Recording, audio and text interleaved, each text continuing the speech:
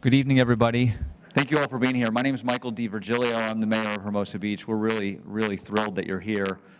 Obviously, since you're here, you know how significant and how important this issue is, and that you're here in Hermosa means a lot to us because this is something we are focusing on more and more, and we are recognizing, thanks in large part to our chief of police, who is on today's panel, we are starting to recognize that actually solving this problem, actually addressing it in a very legitimate way, in a mature way, requires 24/7 attention and requires multiple agency work. And agency, I mean that in the broadest sense. Certainly the individual, that person's friends and families, the neighborhood that they live in, the organizations they've involved in, the community they live in, the police district of the community they are in, and then all of the organizations, many of which that are represented here, that actually focus on education and focus on bringing light and making these issues solvable. And so we just really wanted to thank you all for being here.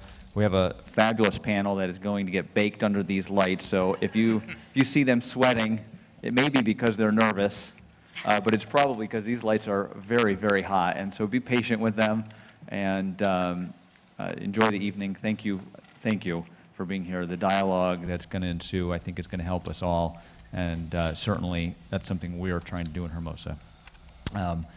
Without any further ado, I'll turn it over to your MC, Debbie Friedman, who is the evaluator of the program. Debbie? Great. Thank you, Mayor. I'm actually going to make one announcement.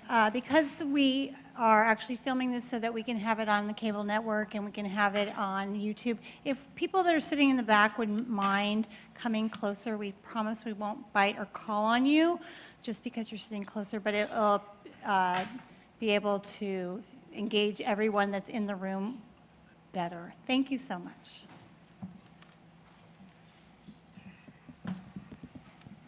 So thank you, neighbors and community members, for taking the time tonight to attend this town hall. We invited you here tonight to engage in conversation about an important issue that's in our community, underage drinking. As we enter into the summer months, with 4th of July just around the corner, the partying in the beach cities is just about to ramp up. I picture it as lots of fun times, big crowds at the beaches, volleyball tournaments, surfers, skimpy bathing suits, tons of people, and overflowing bars. Unfortunately, the lifestyle that's been promoted here in the beach cities, as fun as it is, has serious consequences for our youth. And it's time for us to stop and rethink our tolerance on underage drinking. We're very fortunate here in the beach cities. We live in a community wealthy in resources compared to many.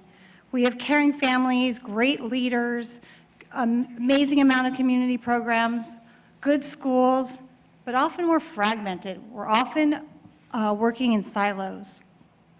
And it's really necessary for us to truly come together, to find the common purpose, work hand in hand to ensure that the safety and well-being of our youth in our community.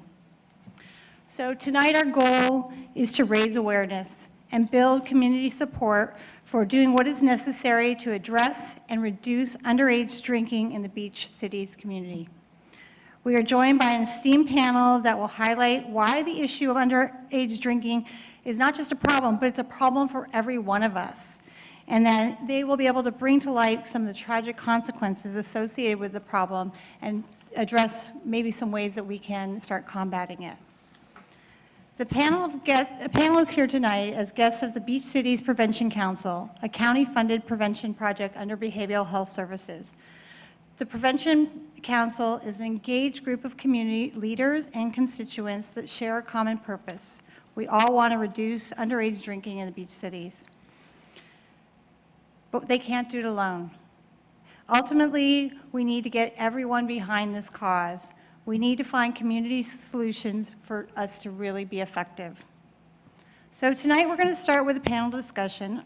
Our moderator, Mike Ballou, will pose critical questions to each member of our panel. We'll then open it up for discussion so that you'll have an opportunity to pose your questions and make your comments and be heard and get the answers that you're looking for.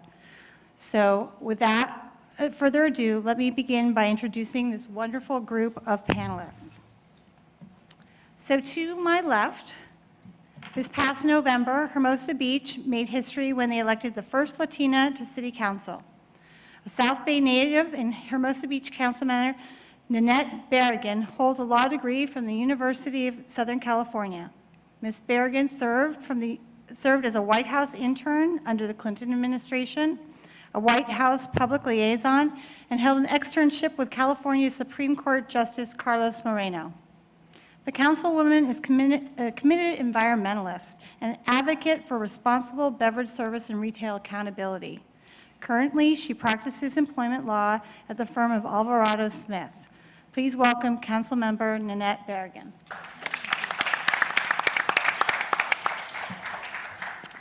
October 1st, 2013, Hermosa Beach hired a new chief of police. Please welcome Chief Sharon Papa. Chief Papa comes to the Beach Cities by way of LAPD, where she was Assistant Commanding Officer of the Valley Bureau. Prior to that, she served as the Chief of Police for the Los Angeles County Metropolitan Transportation Authority, where she built a relatively obscure police force into the 10th largest enforcement agency in California. She's led Police Officers Association of LA County as president and executive board member, and is now fully engaged in leading our community and policy strategies in Hermosa Beach. Chief Papa is committed to managing and reducing the negative impact of alcohol consumption that it has on our young people in our community. Thank you for being with us tonight.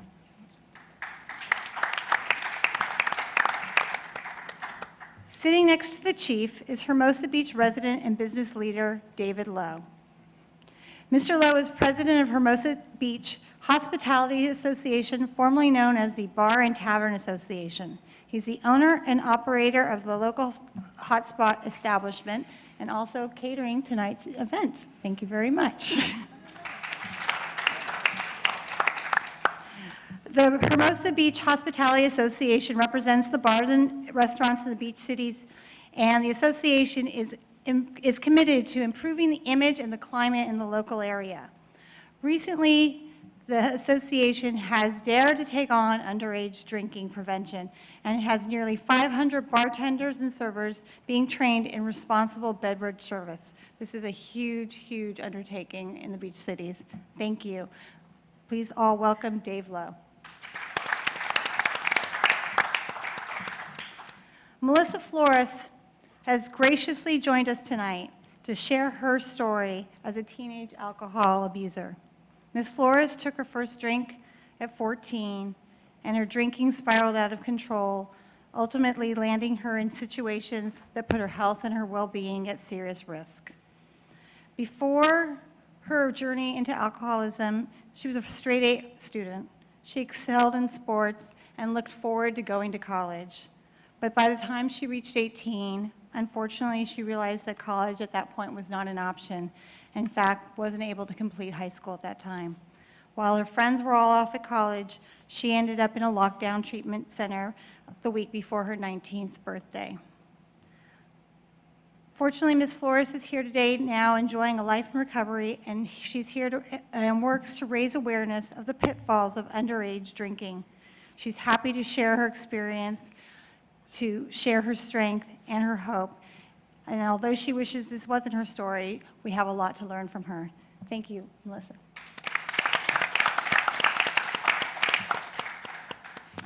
Dr. Donnie Watson is the program director of the Thelma McMillan Treatment Center. He's an expert in evidence-based substance abuse prevention and treatment and has over 50 publications on the subject.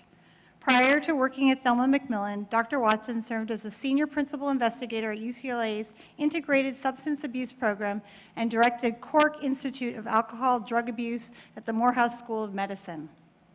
He received his doctorate from Vanderbilt University, and he's with us tonight to discuss something really, really important, the neurological aspects of underage drinking, so we can really see and understand why this is such a critical issue for our young adults in the community. Please welcome Dr. Watson.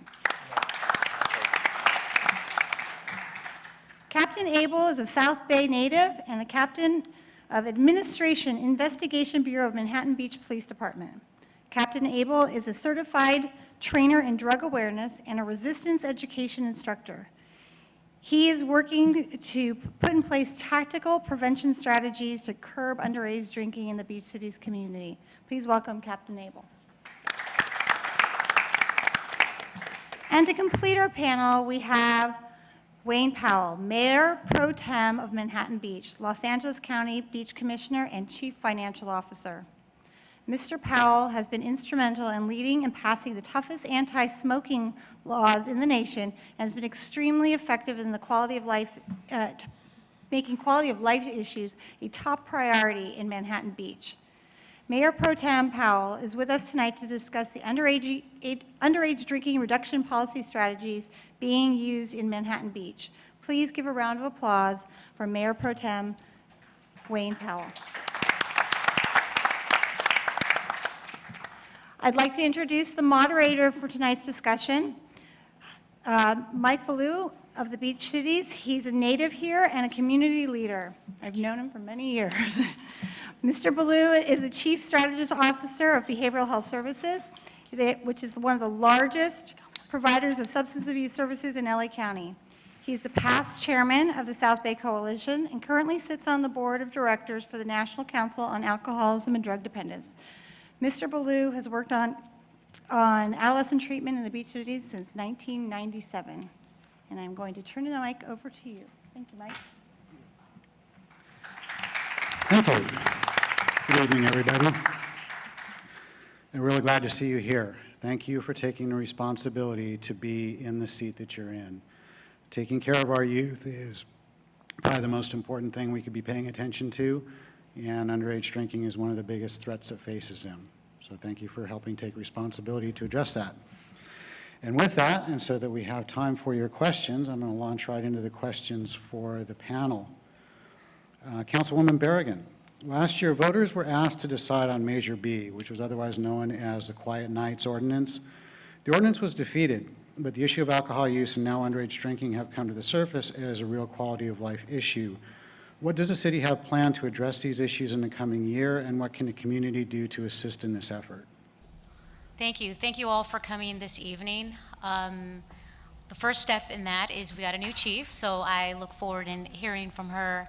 But it really is a collaborative effort in the community, both working with our law enforcement department as well as reaching out to leaders like Dave Lowe, who is heading up and represents restaurants and bar owners and how we can be responsible.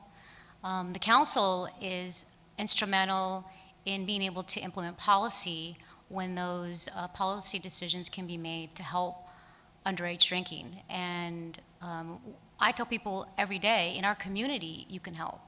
When you're at the store and you see a store clerk card somebody who's buying alcohol, thank them. Thank them, because oftentimes they get grief from people for being carded. And so if you take the other approach and thank them, maybe they'll do it more. Parents can get to know their teenage friends and their parents and open the lines of communication and find out what their rules are when you send your kids to their house, and let other parents know what your rules are. And so the community can play a role as well.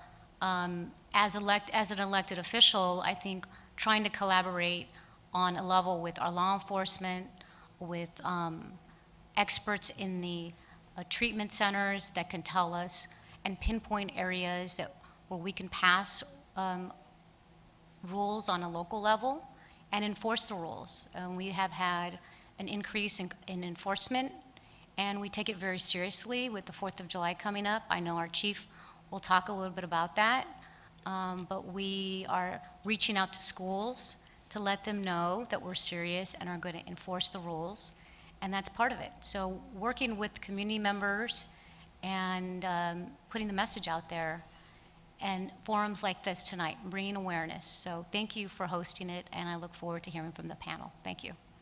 Thank you. Chief Papa, in recent past, Hermosa Beach experienced some challenges with area youth and alcohol on the 4th of July.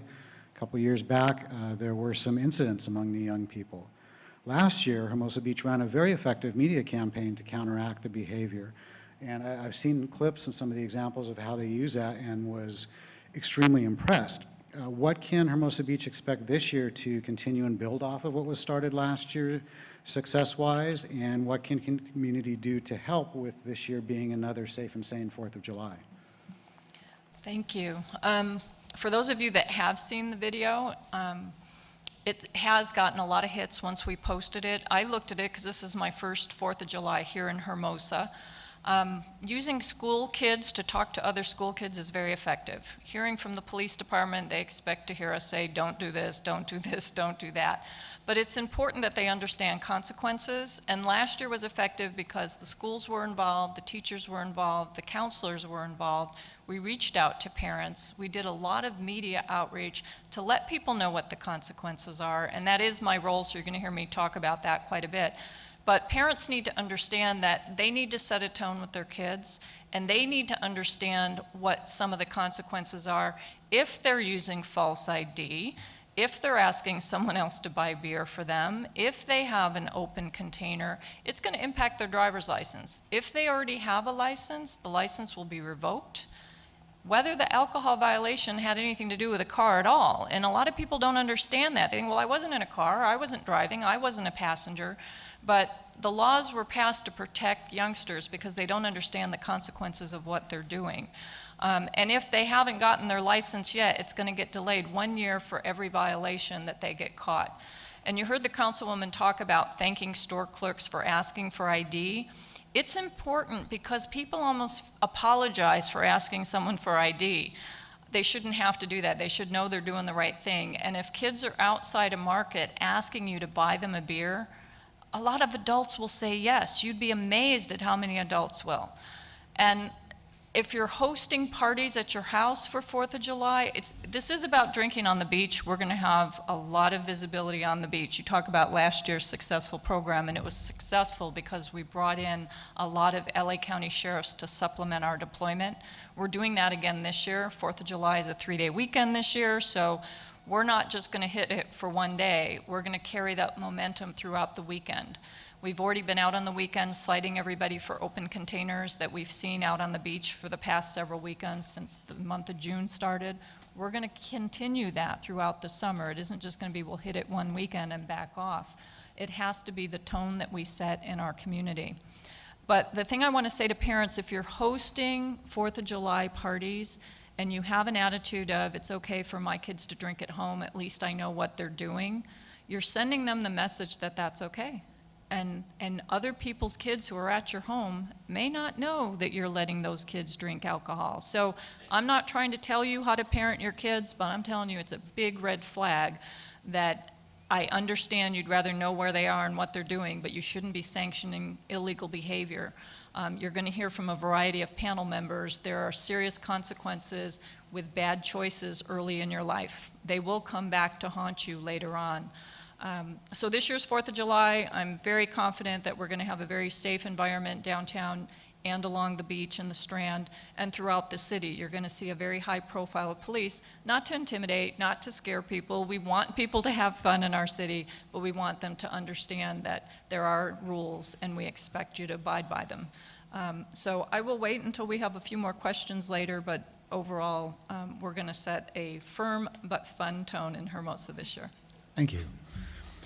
Mr. Lowe, in the wake of Measure B, Quiet Nights, the taverns and restaurants have made significant steps to respond to and mitigate the community concerns associated with the Pier Street businesses. I understand that just about all the servers in the business you represent are either have been or are being or will be shortly trained in responsible beverage service. Can you tell us more about that effort and what is the goal that you're hoping to accomplish with that strategy? Thank you. And thanks again for coming. This is extremely important to the business community in Hermosa Beach. In the wake of Measure B, which I was intimately involved in, is that it's blatantly clear that there's concerns, as there should be in the community, about alcohol use, issues like that. And we advocated that the Measure B was not the answer, but that existing laws are, and part of that was our responsibility to go ahead and somewhat regulate ourselves, go the extra mile, and get into training. One of the things that kind of set all the training that we did is that there was some sting operations that the ABC conducts on a regular basis in the beach cities. And I believe that 12 of 40 restaurants that are checked for underage using a minor license, there was 12 places cited, not all members of our group, but that's a fairly high percentage. I think it was 25% or something. So that was kind of a red flag to us. So we reached out to the chief, to Behavioral Health Services, and we started kind of an unprecedented training program. I believe we have 500 employees in the bars and restaurants in Hermosa Beach that we do a very elaborate training that runs from 9 in the morning to 1 in the afternoon.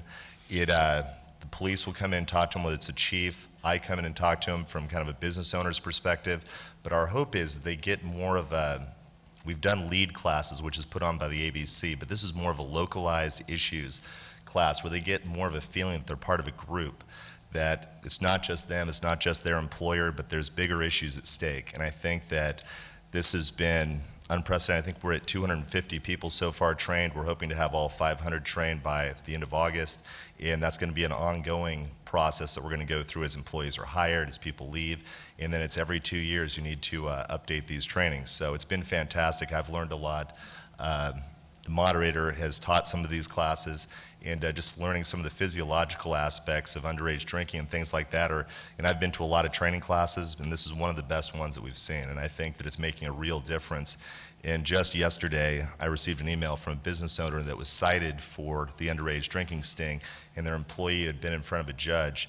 And the judge had commented that this is the best thing that she'd ever seen, told the server that she should frame this certificate, and went ahead and dismissed the case entirely. So they thanked us for doing these classes and are looking forward to having all of their employees in the future do that. So that's the exact response that we're hoping for going forward. Thank you. Thank you. Ms. Flores, thank you for coming and being with us. One of the main purposes of tonight's event is for everyone to better understand the root causes underlying young people drinking. And in your experience and opinion, what goes into a teen deciding to drink, and what circumstances can affect that decision? Thank you. I think at first it was just curiosity, you know, going into high school, not knowing anyone. The first friend I made said, hey, let's go to a party. And someone handed me a beer. It was warm. I didn't like the way it tasted, but everyone was older. Everyone was doing it, and so I did it. And I think a lot of it's just the insecurity, not knowing the consequences. I don't think I was ever told, you know, to have goals, you know, how to get to college. Do you want to go to college? This is what you need to do to get to college. And you know, these are steps you shouldn't take, you know, underage drinking or drug abuse. So I think at first it just started with curiosity, but you start to feel a part of, you know, now these are my friends, now this is what I do for fun. And I think that definitely not having consequences was a big deal. You know, I think that parents really need to be involved in their kids' lives and make them a priority and make sure that, you know, that they are loved, but there are rules. And don't ever be afraid to discipline your children. And but to have a relationship with them also, you know, because after a few years, I didn't like what I was doing. I realized, oh, I'm not going to get to go to college anymore. And then I just felt like it was too late, you know, and so why try now? you know, but I think that it's important to have communication with your children or with whoever, you know. If you're a friend, tell your friend that behavior is not okay. You know, my friends were all doing what I was doing. You know, no one ever told me what I was doing was wrong. And we thought that it was fun and it was cool. You know, we're a product of our environment. Everyone was doing it. I think just not knowing the consequences, you know, the insecurities that came along with it, not realizing that it really was cool to get good grades and to excel in sports and to get a scholarship to college, you know, and then once feeling like, well, maybe I do want that, being able to go someone and ask them for help. How do I get back on the right track? And I don't remember really anyone sitting me down and, you know, telling me, you're on the wrong track, we love you, we're gonna help you get on the better track. And I think that's really important. You know, I try to do that with kids now. Obviously, I'm fun, I don't drink, I don't do any of that stuff, and you know, I'm not the cool cousin who buys you beer or takes you to party, but I do like lift up the children, you know, the teens in my life today, and let them know that you can have fun without underage drinking, without the partying. You know, be careful not to glamorize, you know, drinking and the party lifestyle. But I think that's it. Thank you. Thank you. Dr. Watson, many of us grew up in a time when we knew a lot less about how the brain works. And during this time, it was a common belief that alcohol had little long-term impact on how the brain functions, other than chronic Skid Row-type alcoholics. Recent technological breakthroughs, though, have given us a clearer picture of how alcohol impacts brain development. And we know that alcohol has far greater negative impact on young people than we originally thought.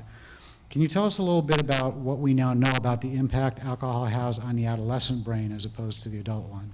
Sure. First of all, I want to give this young lady a round of applause for telling her story. And I think one of the things, and I'll get to answer that question in just a second, but for all you parents, how many parents do we have out here? Okay. And those of you at home, my number one message to parents, don't love your kids to death. And so many times, I've done this for over 30 years, and you never have to tell a teen to do something wrong. And once you endorse them doing something wrong, then you lose your credibility. And well, you know, it's okay for them to drink at home. No, it's not. It's absolutely not. You don't need to encourage your kids to do the wrong thing. Because I've been doing this a long time, and then the kids will come and say, well, you let me drink. You let me smoke marijuana because everybody was doing it. I said, well, not everybody's not doing it. You're doing it. So the message to parents is do not love your kids to death. Don't slip them a little alcohol. Don't turn a blind eye, because it sets a bad precedent. And what parents tell me, well, I don't want them to get mad with me. I'm like, I don't care about that. Be a parent. They have enough friends. And I get it. I like for people to like me. But I'm not going to like your kid if they kill somebody close to me or they do something crazy because you thought it was okay to let them have a drink, because it just creates more problems than you ever know. And the other piece for you teens, listen to your parents. You have plenty of time to be grown. And so parents, you have to hold your ground. You have to hold your ground and be real clear about who's the parent and who's the kid. It's just like you wouldn't let a toddler run across the street because they want to, right? So every time I get a teen in, and I'm beyond that point about, well, it's just experimentation. When it's your kid, no, it's not experimentation. Because if that kid turns into an addict, then it's not kibbles and bits at that point, right? And the stats show this. If you start drinking and using at 14, you're 7 times more likely to be doing the same thing at 24 years old. So, and I think we need to get away from this culture where it's okay, they're just going through a little experimentation, everybody's doing it. No, everybody's not doing it, nor should they have to do it. But that's on us as parents and educators and so forth. Okay, now that I've gotten that off my chest, I feel better.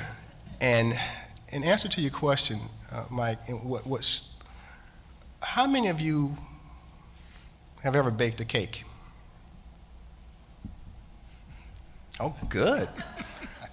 Okay, let's not make this too hard. So what's the normal cooking time for a cake? Just an hour? Okay, let's say 40 minutes. Okay, so the cake is going to be cooked, done, the best it can be in 40 minutes, right? Oh, we lose track of time. I take the cake out at 35 minutes. So it's still a cake, right? But I promise you the cake at 40 minutes is going to taste better because it's going to be cooked. And I say, what is he talking about? The cake at 35 minutes, you take out the oven too soon. It's still edible, but it's not all it could be. And that's the same thing when teenagers start drinking.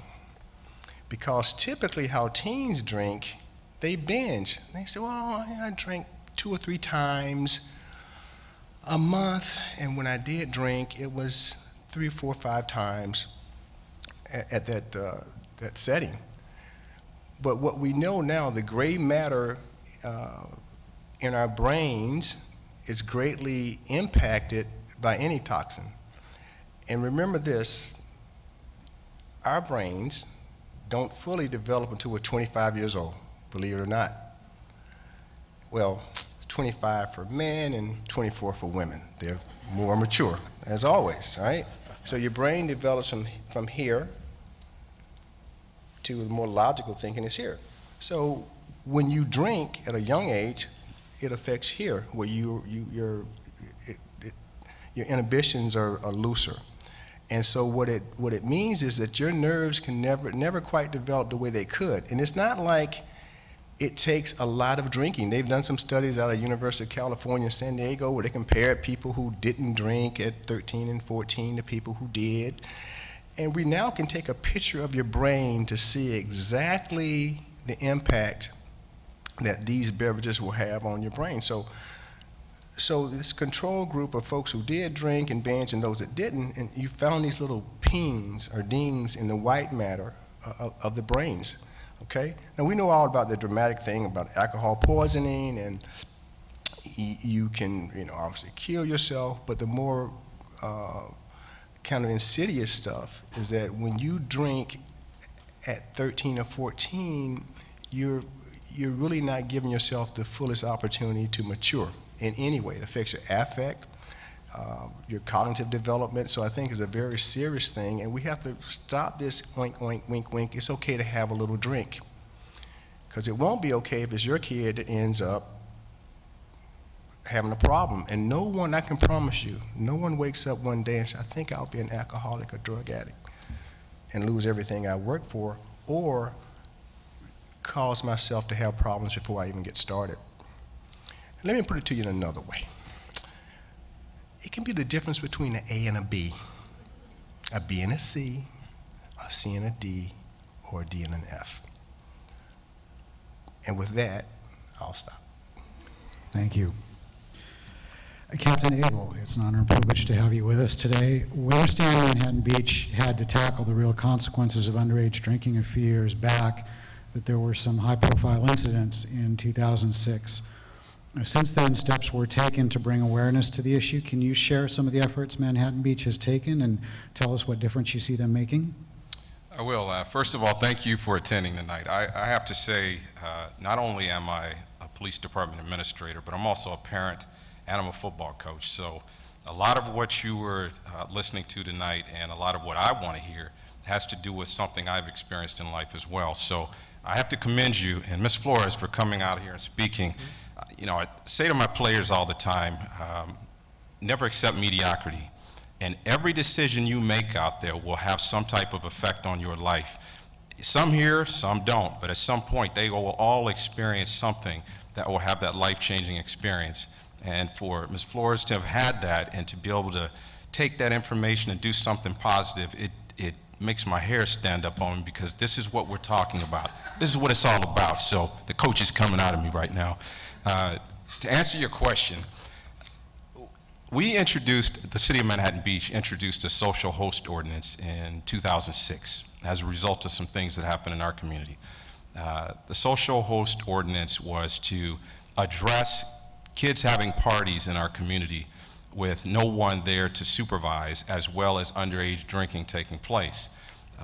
And what we did is we came up with an ordinance that I think has been effective, because the message was not only are you going to pay a fine, but obviously your name is going to get out there in terms of your credibility as a parent and someone in the community that's recognized as someone who's having these parties, or rather allowing it, and it being unsupervised. So I think that in itself had an impact, and we still have parties, I will say, but not as many as we did have years ago.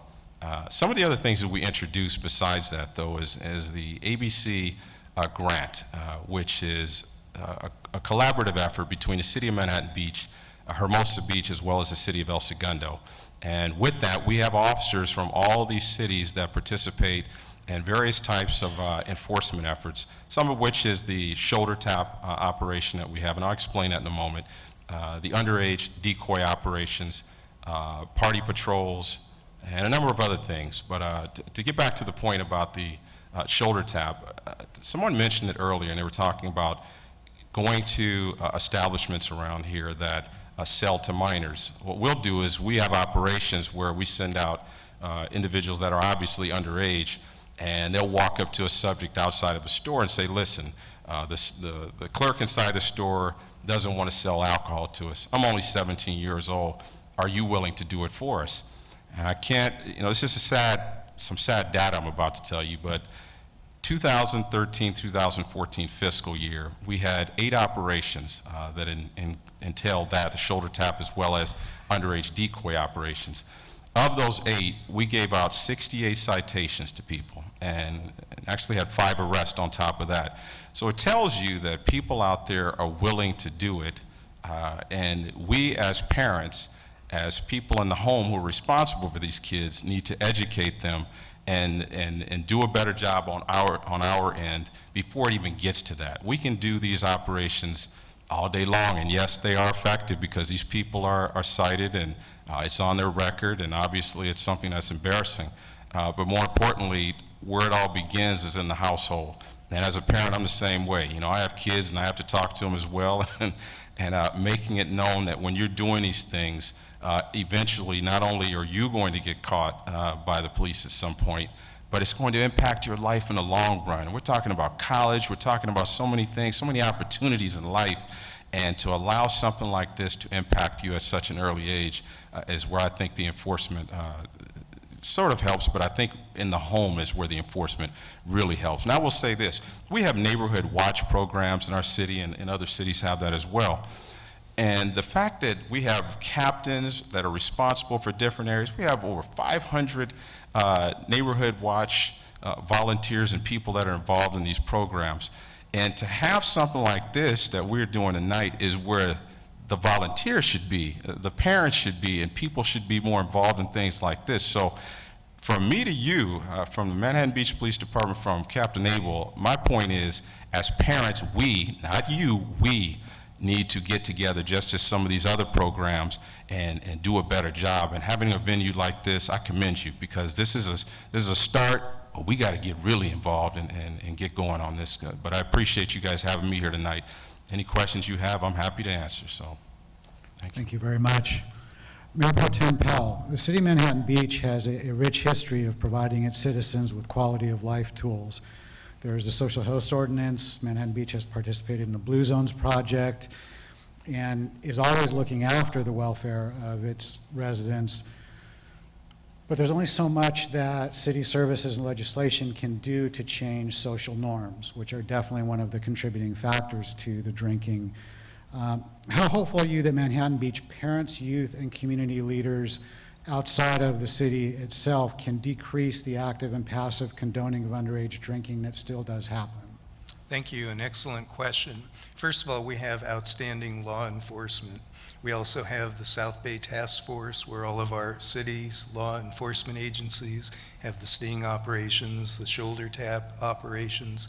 We also have great, educated, loving parents. But my experience when I was underage, and from what I observed, our youth are going to get access to alcohol. It's a fact, no matter what the best efforts are.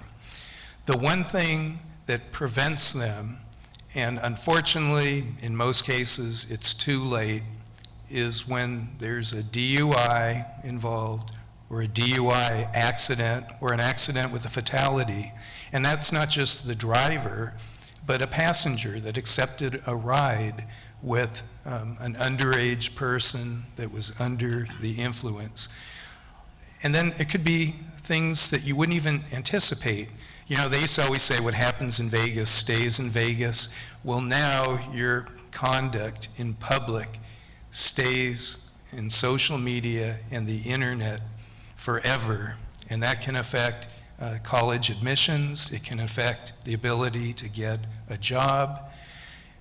But usually it comes too late, you know, when someone has made that bad decision. And we, in Manhattan Beach, had an experience in 2009. Everyone's familiar with Nick Adenhart, an Angels pitcher, a rookie. He pitched a fantastic game, was driving home, and some other party who was under the influence, wasn't an underage driver, who had a history of convictions, but somehow still managed to get behind the wheel. I think he was on a suspended license, caused a collision which killed 3 people. One was a Manhattan Beach resident. Of course, it killed Nick Adenhart. And one person, a friend of mine, had a severe spinal injury. And actually, from the injury that he had, very few people live to talk about it, let alone recover from it, but he did. Our city had we erected a remembrance memorial, or I think we call it an inspirational memorial, at Marine Sports Field, where the kids can see the consequences of bad choices, particularly drinking. And that has been very successful. I know our police officers work with our schools, and one of the programs they have, which is a national program, it's called Every 15 Minutes. And that's a program, the every 15 minutes is every 15 minutes someone is killed in an alcohol-related incident, usually DUI. So what the schools and the police and our fire department do is they get a wrecked car from the junkyard, and then they have students that are participants. They're painted, you know, what looks like blood. They have amputations. There's a person that's deceased and a driver who is arrested. And they have the Grim Reaper that comes. And it is realistic. And they always tape it, and it's on YouTube. And you see that, and that scares the living daylights out of you. And that shows you what's likely to happen before it even happens. And that is more effective than anything I know. And the kids, and I've attended each and every one of those every year since I've been on council, our youth look at that, and you can actually see it. It registers with them. And it's like, I had no idea that if I made that type of bad choice, what the consequences, you know, what can likely happen. And yes, law enforcement works, parents trying to, you know, bring their kids up in an environment where they won't experiment, but it's that type of, you know, reality that when people see that, then they're going to think twice. And also when they hear about the effects on the brain, you know, those are the things that we strive in our community, and it's highly successful. Thank you. So I believe at this point we're going to start taking questions from the audience, and Debbie's going to come down there with a mic. Hope you have lots of questions for our panelists. While she's making her way down, I just want to express, I'm glad you did bring up the issue of riding in a car with someone intoxicated rather than drinking and driving themselves. As part of planning for this prevention program, we did a lot of monitoring of California Healthy Kids Survey data, and Beach City's youth far more likely to get in a car with somebody who has been drinking than to do it themselves. And that is a decision that is more likely to be fatal because the passengers are more often the ones killed, and a really easy decision to make after you've had a few drinks. Hey, I'm not responsible, I'm not driving. And so we need to be really aware of that. Parents are like, hey, I'm sure my kid would never drink and drive. Are you sure your kid would never get in a car with someone who was? Or would they know after they've had a few? So, first question.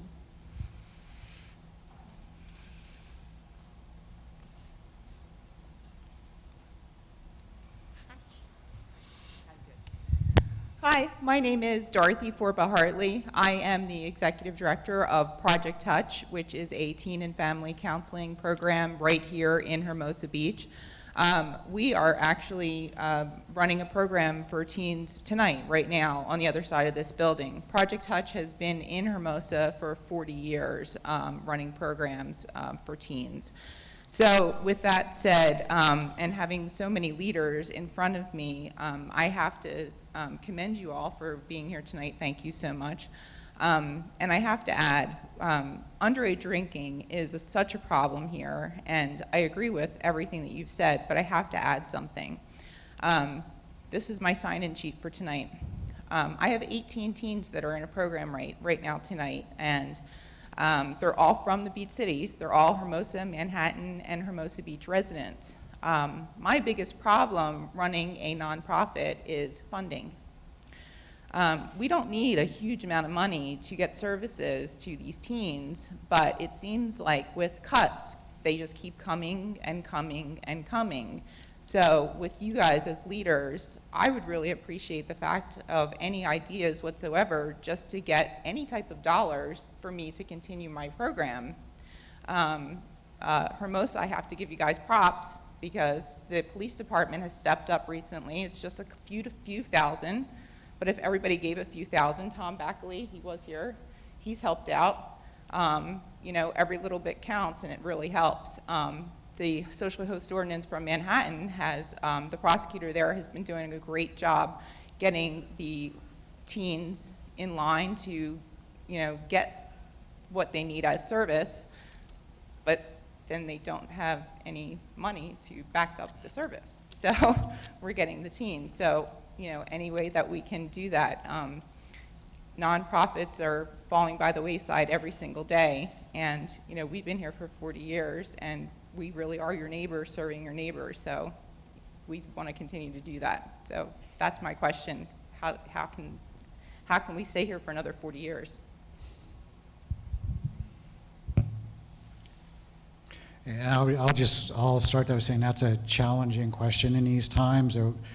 Interestingly enough, for those who most need the intervention once you develop a problem, in California, the resources for adolescent treatment are far less than for adult treatment. We really have it backwards in the amount of money we dedicate to helping at the tail end of something when we make less of an impact. Very challenging question, especially for families that can't afford private insurance that has coverage or have lost that coverage at their work, which often happens. I wish I had a direct answer for you. If anyone on the panel has any input, please feel free to chime in and give it. I know that is a tough question these days. I'll take that. We used to give funding to a number of organizations. We had one that, a nonprofit that takes care of battered children and abuse. We used to get grant funding for that, and then federal law changed all of that. And of course, we also had to do budget cutbacks because of challenging economic times. In fact, we just recently approved our budget, and unfortunately, we weren't able to give you know, external funding for a number of organizations, and that's sad. But also, the theory is that we want to work in our schools, and again with law enforcement. We also have a diversion program where rather than putting people behind bars, they do education. But we also have volunteers, and that's what we're kind of limited to nowadays is, volunteering time, since we don't have, unfortunately, have the money. But we're hoping that that may change, and hopefully we can go back to the policy of giving money to worthy organizations such as yours. Thank you. Dorothy, this may sound a little crazy, and I hesitate to say it because I know every time I hear the tobacco industry is sponsoring some anti-smoking campaign. So right away what came to mind is, do we hit up the alcohol industry and ask them to contribute something? Did you say you got 5,000 from them? Well, yeah, it's too bad they didn't kick in more because, to me, they're contributing to the problem, not whether intentionally, that's a whole different discussion, but, profit margin is profit margin, but maybe we could squeeze some more out of them. We gave you what we could out of our budget, and, it's tight on everybody. So I think that's why people are being silent right now, not because they don't want to help. It's just a struggle with all these competing interests.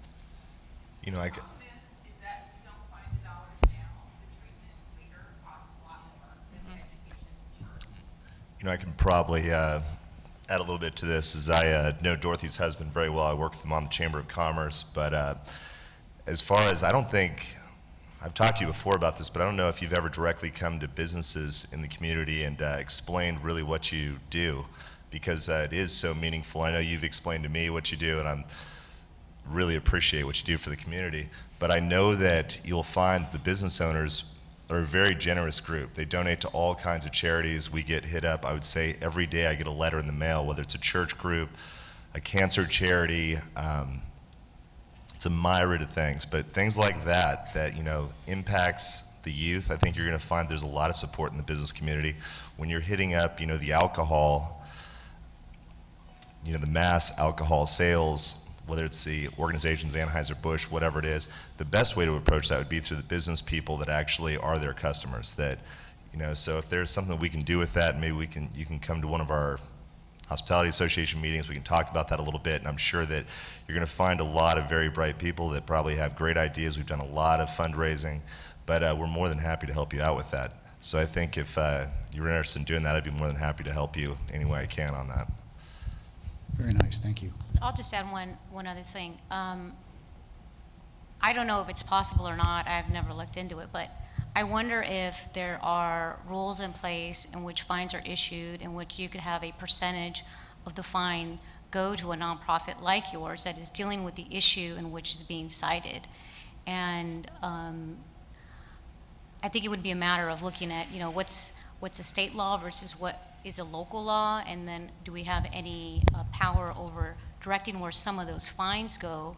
Because it would make sense to me if you're issuing violations related to underage drinking, you would have a percentage of that go right to organizations like yours that are addressing the problem. So that's where I would have to, work with people who have been in elected office and the city attorney and figure out how that could be done. But that's, in an elected capacity, could think of a way in trying to get funding to programs like yours that directly impact this problem, which is a huge problem, especially in the beach cities. One of the issues that we need to start working towards, how do we get back that balance? How do we teach our young people that though this business and the all the volleyball tournaments and the surf contests and all the 4th of July festivities is a huge economic driver, and it's what keeps us keeps our cities functioning, but it's not a way of life for us. How do we make that distinction with our young people? Or is that even something that we can do anymore?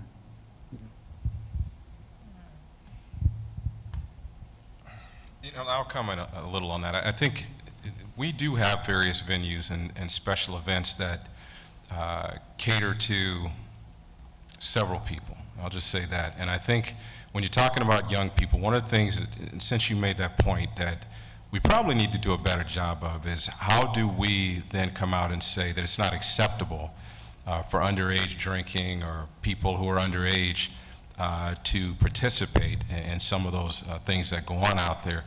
I think that's a different campaign, though. When we're talking about these events and we're promoting them, there has to be something side by side that's talking to the young people through that same media source that says that it's not acceptable.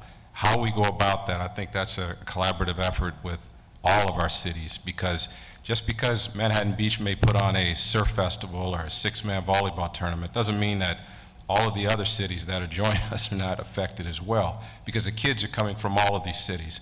And so the campaign to address that issue and what you're talking about and talk about underage drinking and some of the things that we're talking about tonight, I agree with you. I think we should include that somehow and maybe do a better job of putting that out there. Now, we put up signs and we talk about, you can't have alcohol and no alcohol on the beach, and we put out the various municipal codes that talk about that. Maybe we do need to do a better job of a campaign talking about underage drinking specifically. So to your point, yeah, I agree. Actually, I'm going to jump in on that question a little bit too. I've never actually lived in the beach cities, but I was surfing here when I was in high school, and that was many, many years ago, and been working in here in this field for some time now. And as I listen to that, I can easily picture what you're talking about with the media part and how it's portrayed. I can easily picture some of the cultural things that happen. One of the people I've worked with a lot in this field is Dr. Santora from Beach Cities Health District. And she was telling me one time how at one of the volleyball tournaments, she's watching these two little kids, like 5 and 6 years old, playing, and they're playing bartender. They're playing and they're talking about, well, no, I need a double, it's been a long day. And I think, and this is where I hope we have a future event where we see every one of these chairs filled, because I think a lot of it comes from the homes and the families and the parents. My family's Irish, and I didn't know until I was about 9 or 10 years old the whole myth about St. Patrick driving the snakes out of Ireland. I just thought St. Patrick's Day was like Drunks Day. I didn't know that there was actually really was a real St. Patrick and a really fascinating story about being kidnapped and how he converted many of the Celts. I didn't know. To me, it was Drunk Day because that's how it was portrayed to me. And my hope for the future is that there are just as many volleyball tournaments and surf festivals and everything else, but that we teach our young people what those are about. Be more into the volleyball, be more into the surfing, because the more drinks you have at an event like that, at 2 drinks, you may be enjoying yourself, but you know what? At 7 or 8, it really no longer matters whether it's volleyball or surfing. It's how we portray it to them.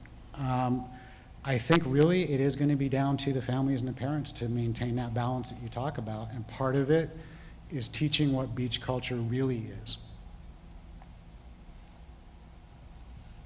I would just add that given with our upcoming 4th of July, it's when you say you're going to do something, like you're going to cite for drinking on the beach, you're going to cite for underage drinking, that it needs to be done. And so that we need to make sure we have resources to enforce those rules, and so people know there's consequences. And I think that's something that Ms. Flores hit on, and she didn't know the consequences. Nobody talked to her about them. And I can attest to the same story where I didn't really hear it. I was the youngest of 4 and saw it all the time. And so I think everybody that I know has at least somebody who's impacted by alcoholism or alcohol use. And myself, at the age of 7, had a sister who was killed by a drunk driver. And people say to me, why are you so hard on alcohol? Why are you so tough about it? And I say, well, because I've seen firsthand what it's like when it gets out of hand. I know what it's like when there's a knock at the door because you lose a loved one. And so for me, it's part of being a community leader is to make sure that you're being a good role model, but also making sure that you're putting out rules and you're making sure that they're enforced so people know that there are consequences so it doesn't get to that level. Could I make a comment? One of the things that we do at the Thelma McMillan Center when our teens have gotten in trouble, and I think We also have to we have to put out that there are sober, fun events that teens and their parents can attend as well. And so, because with our teens who get in trouble, part of the number one message that we try to give to them, that you can still have some fun, but you can have sober fun, and you need a sober support network in order to do that. So, so we're having a volleyball tournament sign. You say, well, hey, by the way, here's a sober event down the street, so that you also give equal press, as it were, to some of those things that don't involve alcohol and those types of activities. Sorry. Yeah, I wanted to mention Captain Abel talked about the so-called six-man volleyball tournament in Manhattan Beach, and I wish they would change that name because it's a co-ed event. It should be six-person. But it was for many years an excellent event, and it was renamed the Charlie Sakely Six-Man. It was an outstanding event where you had professional volleyball players and amateurs that would have camaraderie. And on Saturday, they would dress up in like Mardi Gras type outfits, and it was an excellent event. And it was on a Saturday and a Sunday. Saturday was the eliminations and the costumes. Sunday was the real serious volleyball. But then the social media came on scene. And pretty soon, it was advertised as a drunk fest frat party. And things were out of control. I remember turning on the TV and seeing a reporter talking about how they were eating at a restaurant, and they saw public nudity of underage girls. They saw things that you would not believe happening, just total chaos and anarchy. And the word was, there's not enough police that could possibly enforce this event, so it's a free-for-all. And there were actually two events, a great volleyball tournament on the beach, and then the other cancer, if you will, the free-for-all. And our police told us that they can't really write citations or make arrests because that kind of thing can incite a riot, similar to what happened to the Huntington Open a number of years ago. Well, we as a council finally said, we have to do something about this. And we moved the tournament from a weekend event to midweek. And it's now an outstanding volleyball tournament, although the attendance is somewhat down. And a news reporter was interviewing a player who said that he had to call in sick from work, so please don't show this on TV. But there's no alcohol, there's no burying kegs in the sand the day before, no Jell-O shots, and we had to take that extreme measure because that was the only way we could recapture the event. And sometimes you have to do that, but now it's a great event, and we don't have all of the problems. We don't have, I think the jail is filled up with DUI people that are incarcerated, but sometimes that's what you have to do to, for public safety reasons. Well, if I can just add to that, bigger isn't always better. Trying to put together a huge event and be all things to all people is not always the best way to go. And I think law enforcement is in that position. When there's large crowds in a beach community and you've got a certain number of officers, you have to decide between enforcing and kind of keeping an eye and keeping everybody under control. 4th of July, what you're going to see in Hermosa, we've got 50 additional deputies coming in to supplement what we're going to be doing. So we're going to be very visible. We're going to set that tone early in the morning so that the crowds don't get away from us, because it can happen pretty quickly. But social media has changed our world. And they can tweet in a minute and get hundreds of people to show up in a location, and it can become a cat and mouse game. So we are going to have social media where we're monitoring it and we're putting out information. And not that we want to brag about, we've issued X amount of citations before noon, but you're probably going to see us put that out because we want the kids to know the consequences of what's happening out there. And if we said it, we're following up on it, and we're going to tell people we're following up on it. And it's, again, law enforcement, I don't ever want people to view officers as intimidators, but there is going to be a certain level of that feeling to some people, and that's unfortunate because it's not the intent. But you're going to see a lot of mounted officers out there, you're going to see a lot of footbeat officers out there, And it's really to keep everybody safe. But everyone else needs to be a part of it. Take responsibility. You've heard, I think every speaker up here has said, you need to be a mentor and a role model for kids. And if little kids are playing bartender on the beach, they heard that from either mom or dad or TV or something. 5-year-olds don't come up with that on their own. And teenagers who may have a falling out because of hormones and everything else with mom and dad, there's always some adult that they talk to. There always is, whether it's the cool aunt or the cousin or the teacher or the neighbor, and parents shouldn't feel threatened that their kids are talking to somebody else. And sometimes it is an officer. Officers can be a very strong role model for some kids. There's a fine line between criminals and cops as far as criminals relate to cops in a lot of ways, and so do kids. And so we take advantage of that. But we can't be the only authority figure, and I loved it when the good doctor here talked about you're not your kid's friend, you're their parent. So please be a parent, because we don't like taking on that role, but sometimes we have to. My name is Anna Perkel. I am a psychotherapist, and I have an office here in Hermosa Beach. I run relapse prevention groups at a sober living in Hermosa Beach, and the majority of my clients are struggling with addiction. I specialize in it. I've got 2 questions for you. I'd like anybody to talk about social host ordinance, why it works, doesn't work, if it's working, when we're going to have it. And the second question is about empowering parents. So, you know, I get a lot of parents coming in and delivering their teenagers, fix my teenager. And it never works like that. You know, I help the teenager, we talk about problems, but I always end up pulling the parents into my office because it's not the teenager alone in their problem.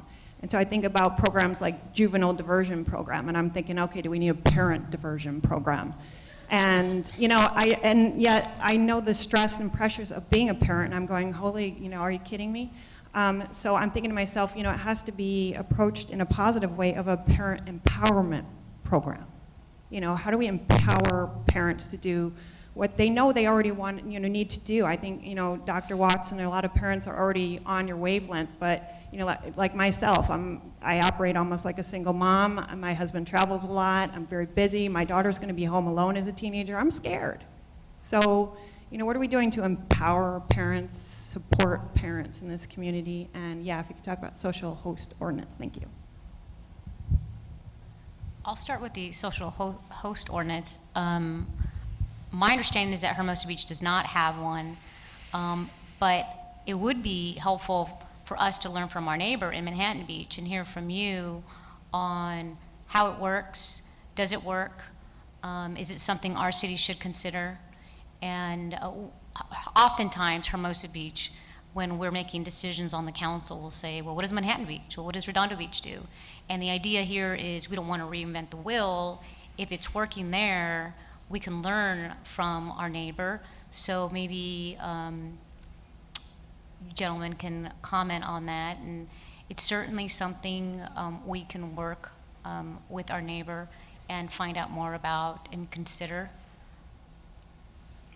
You know, I mentioned earlier that we actually adopted the social host ordinance in 2006, and since then we have had a number of instances where we've cited parents, responsible parties at the locations, and there is a fine. And I will tell you that our ordinance at this time says if we come out once within a 12-month period, the party will be fined $1,000. If we come out a second time within that 12-month period, they're fined $2,000.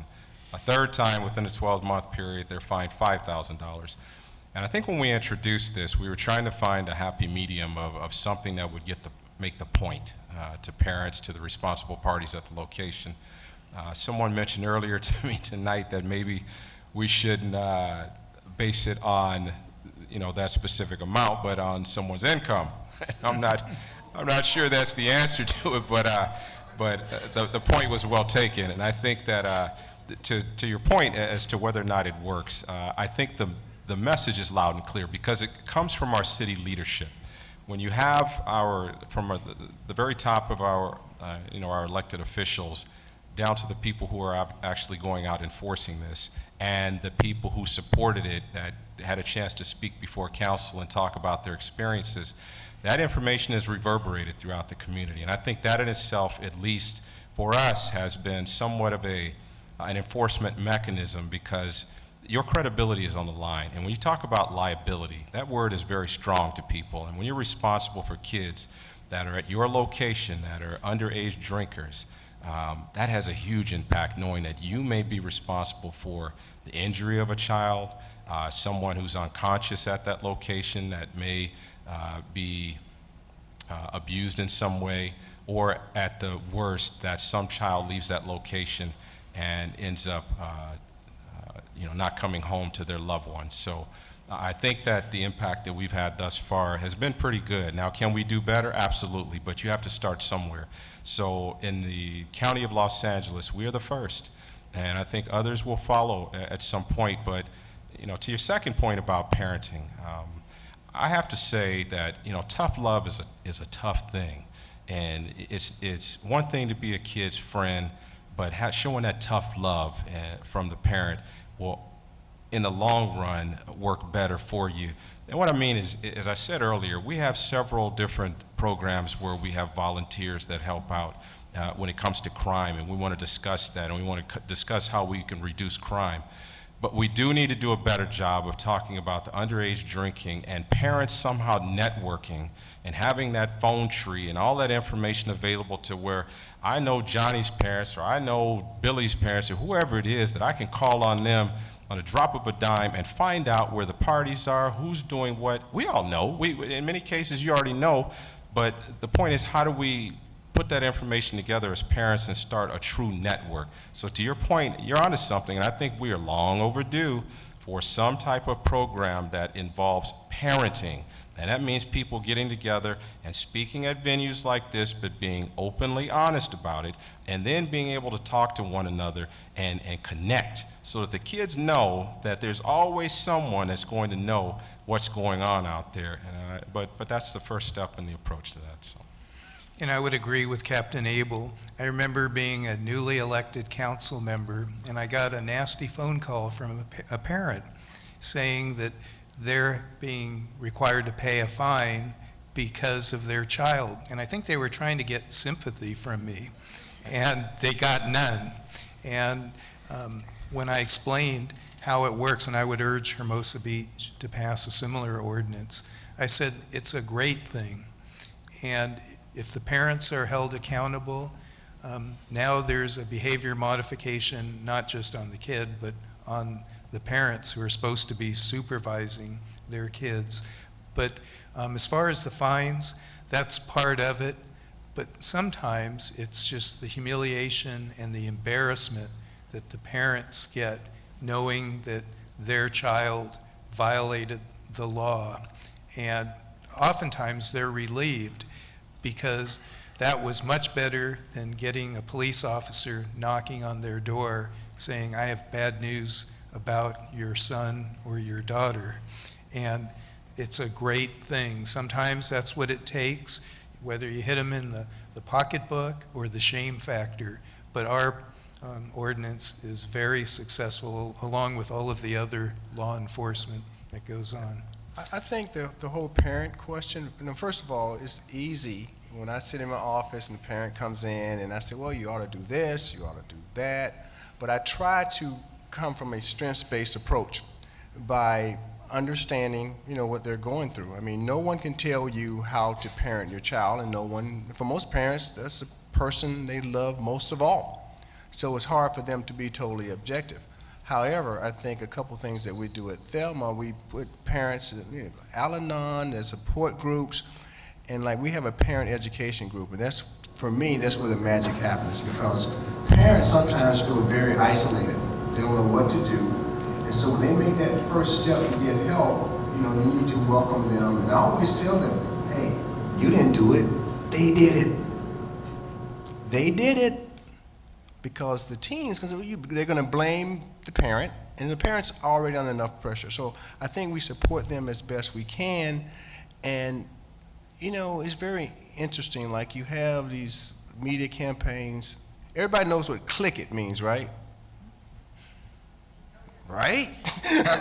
Just seatbelt. I mean, I think you do something, hey, you know, something with parents, something catchy, something that uplifts parents, or something that it has a because I'm a strong believer in the power of positive words. So let's enhance what you do as a parent. How to keep your family, how to make your teen the best teen they could be. Then we probably have an auditorium full of people, okay? But you mentioned the word underage drinking, then that's like, well, if I show up, that means I have a problem or I don't want to be involved. So I think we do have to change the conversation and change how we address people so they don't feel so, trust me, they feel bad enough. They feel bad enough. But one thing, I gotta say this. Again, with the parents, you can't have your kids curse you out. You can't have them just call you names, and you can't love them like that. Because I'll tell a kid, get up, get out of my office, leave. They get up and they leave, and the parent goes, how'd you do that? I said, because I don't love them. You do. And they know that I don't love them, so I'm not gonna stand for that. It's just not happening. So, but we can all do this, and it's easy for me to say, I can't tell you what to do with your kid, but I can tell you what your kid's not gonna do to me. I'm real clear about that. And you're real clear about what your neighbor's kid is not going to do to you. So, but I think we have to embrace each other, and these kinds of things, just keep chipping away, because even if one person goes out of here tonight and can do something with their teen, I feel it's okay. It's fine, and we'll get there. You know, if I could add something to the social host ordinance, is that I believe this year in 2014 there was actually a California Supreme Court ruling about parent liability with, I believe it was a case in Fresno, where a kid that was a teenager and the parents had a rental house, which is fairly common in the beach community. In an affluent community, you have multiple houses. Sometimes you can't always be there, but your kid has access to these houses. So in this situation, they had a house that was a rental house. No one was there. They threw a party. They charged, I think, $5 at the door, something like that. They had a kid come, and they ended up getting in an accident, and they sued the parents. But that California Supreme Court ruling basically upheld that the parents are liable, even though they weren't there. They didn't provide the alcohol, but you basically had a place that facilitated that. And I think if more people, as a business owner, we deal with alcohol liability all the time. We're constantly facing $1 million lawsuits if something goes wrong, so you're constantly on the cusp of some type of bankruptcy if something goes wrong. And I think that's the same thing for the community, and some of these affluent homeowners have no idea how bad that, you know, your homeowner's insurance is not going to cover you when you have an underage drinking accident, that you literally could be facing bankruptcy for your entire family.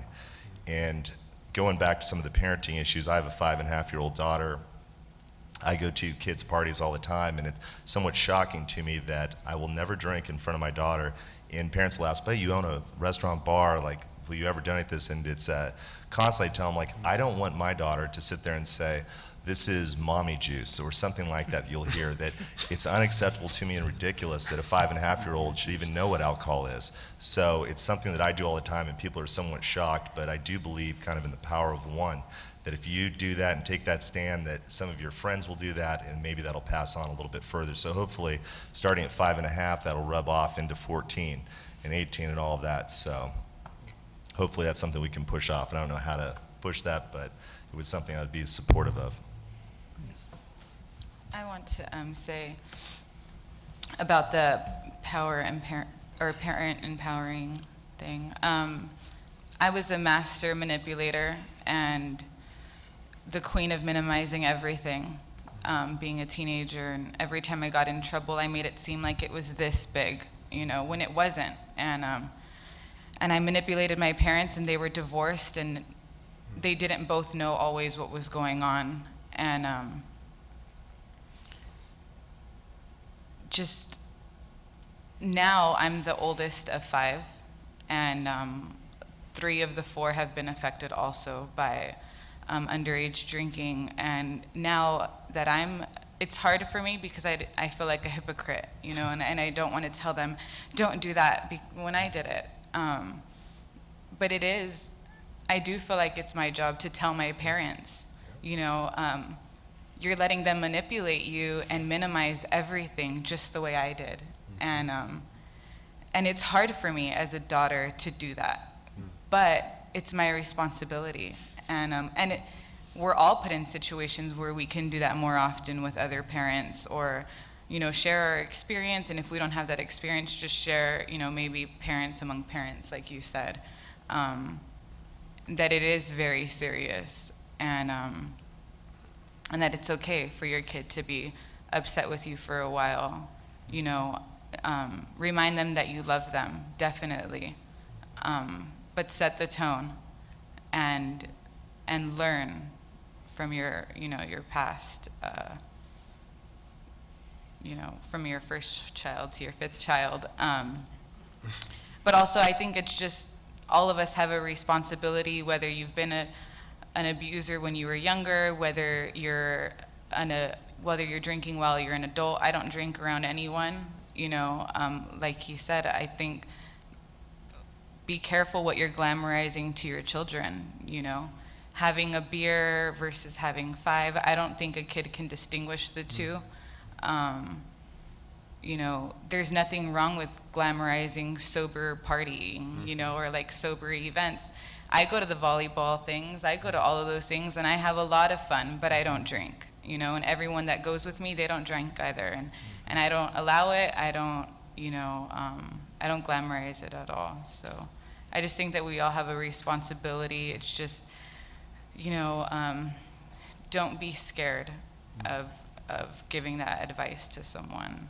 That's all.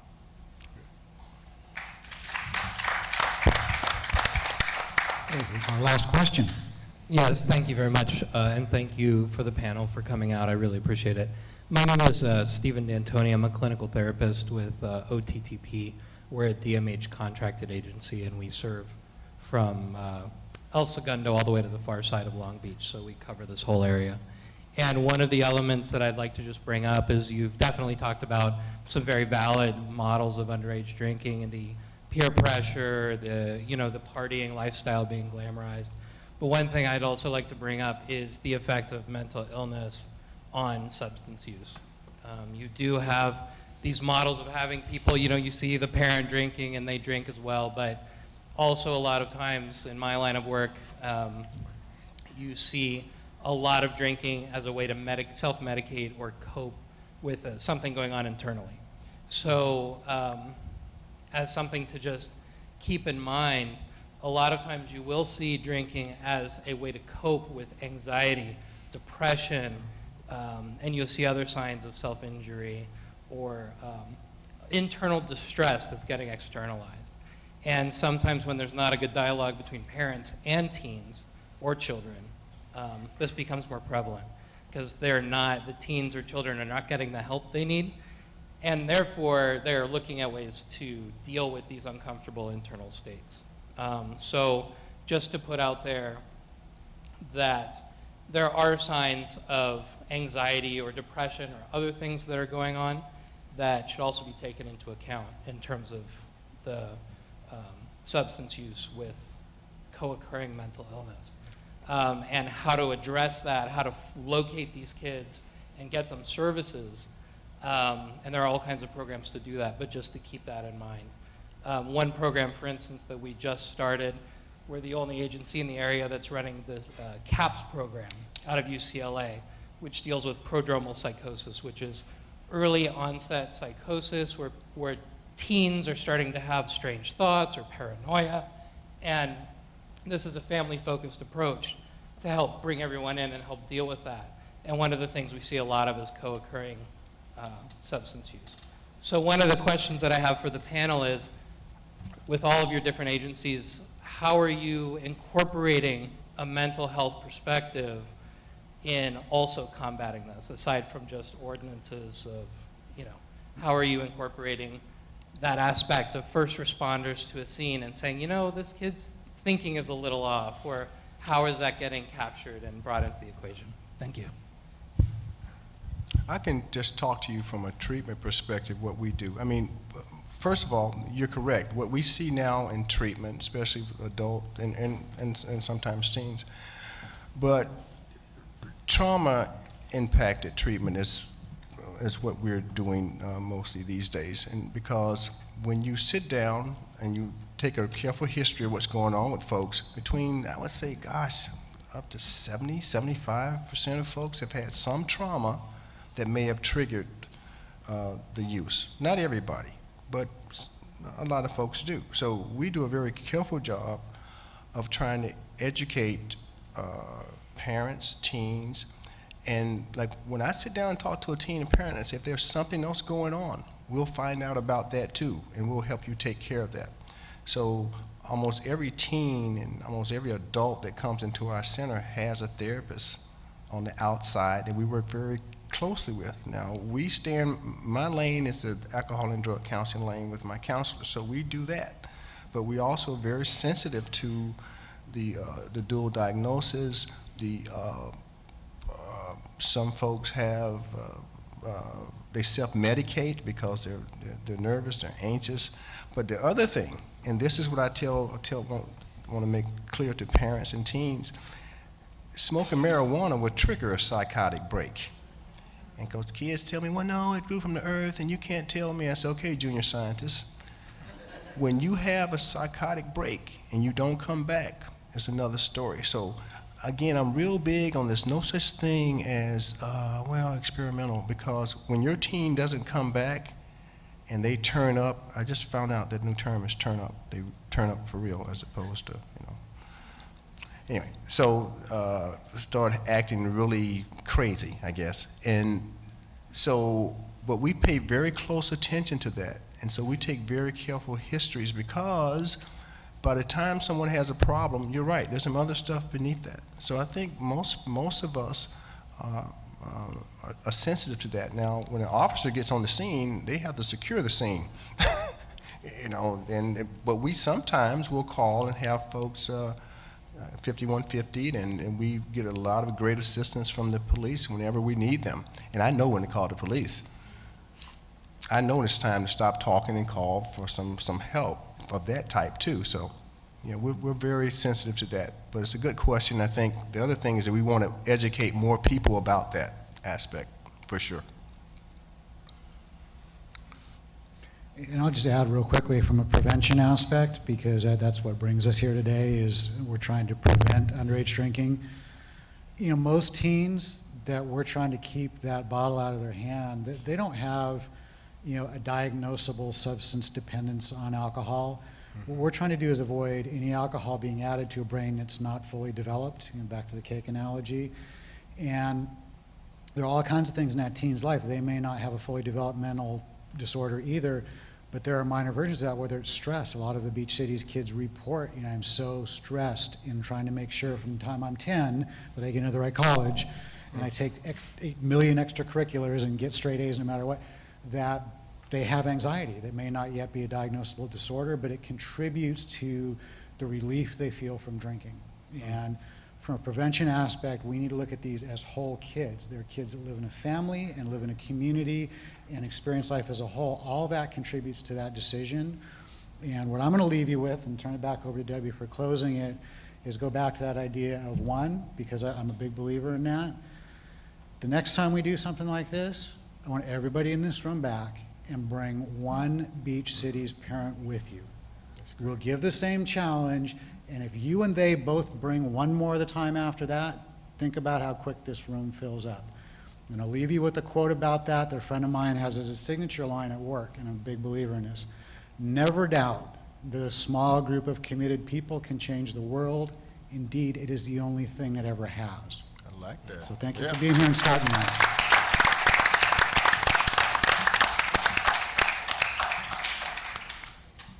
Well, it's been an amazing evening. Thank you again to this esteemed and wonderful panel of just a great group of experts providing really different perspectives and points of view on this issue. Parent views, policy views, views from the police, and just historical views too, in terms of what this community is and what it wants to be. And I think that's really important to hear that.